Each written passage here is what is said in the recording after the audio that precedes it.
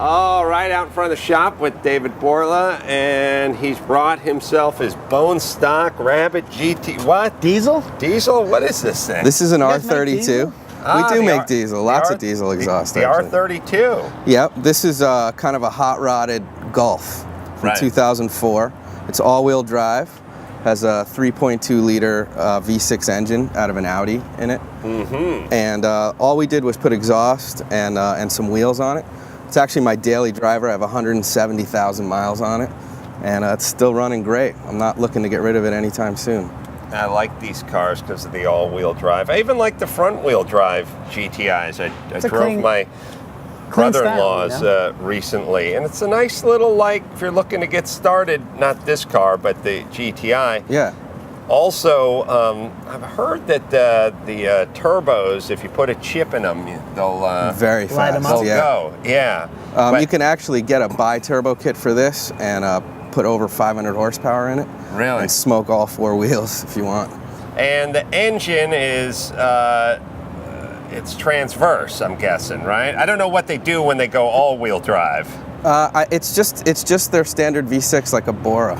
But is it once? It would normally pop the hood. It's got an engine cover on it too. That's the problem. But we'll see if it's transverse mounted or not. Because if a car's front wheel drive, they'll usually have the transverse mounted engine. But if they go all wheel drive, it's usually latitudinally or longitudinally. Right. Yeah. So what is this one? I don't know. I don't know much about this one's going straight.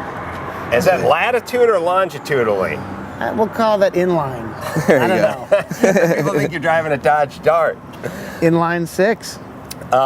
This car's great through the canyons out here. Yeah. It's really great through the canyons. Well, you got the close to jump on Mulholland and roll all the way down. Oh, I do. Yeah. And the one thing I can say about my Audi, which is all-wheel drive, and I don't know if this affects all all-wheel drive cars, but I feel like the turning radius when you're trying to go around a cul-de-sac seems wider than a non-four-wheel drive car. Is that correct? This car for sure, definitely. Yeah, mine has the same thing. Yep. I have that issue with this car. You don't realize what a pain in the ass that is, but it adds up.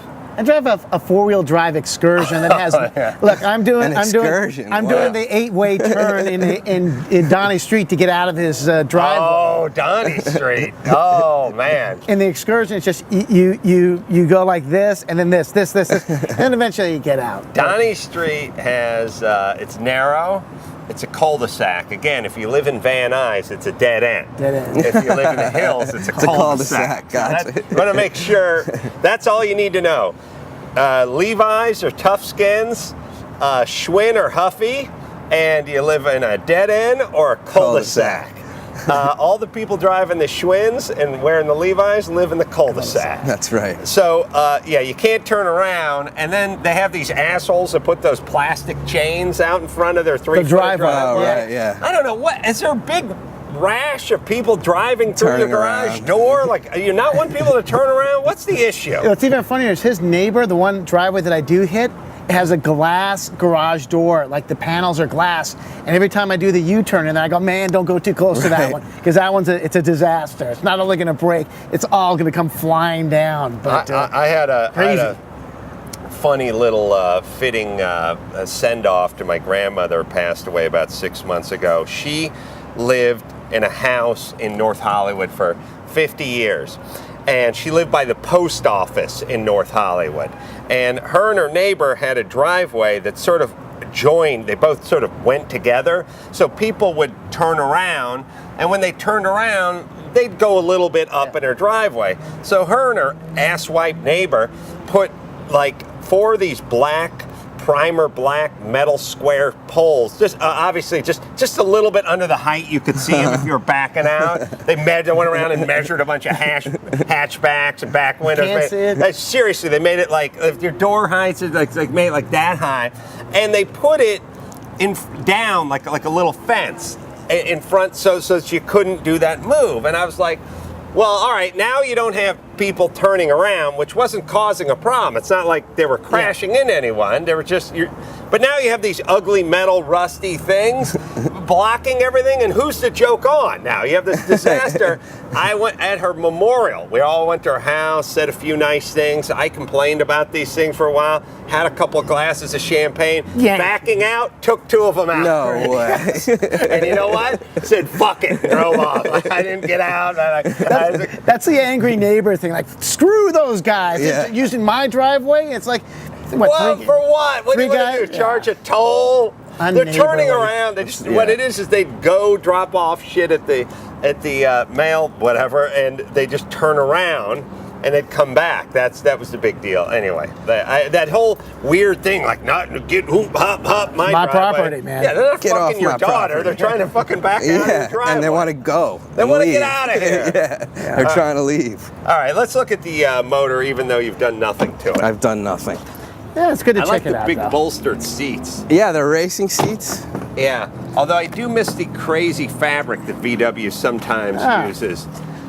So it's traverse mounted. There you go. You gotta take this baby to the steam cleaner. Yeah, big time. It's incredible. So 150,000 miles. 170,000. 170 and nothing.